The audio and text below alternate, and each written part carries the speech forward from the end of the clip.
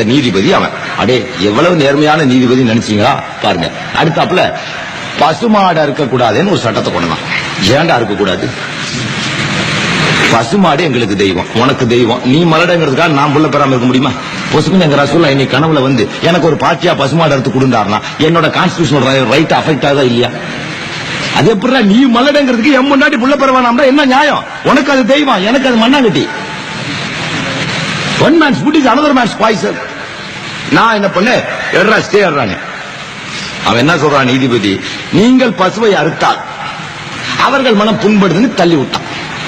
ஏப்பா அவனை விட நாங்க அவன் 0.2% இருக்கான் பிராமின்ஸ், நாங்க 18% இருக்கோம். நீ என்ன சொன்ன? குறிப்பிட்ட சமூகம் மனசு புண்படுதுல, 18% சமூகம் மனசு புண்படலையா?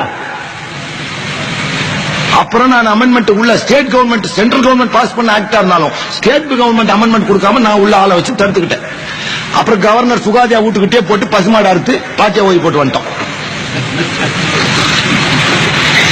ஏன் அவங்க என்ன பண்ணுவாங்கன்னா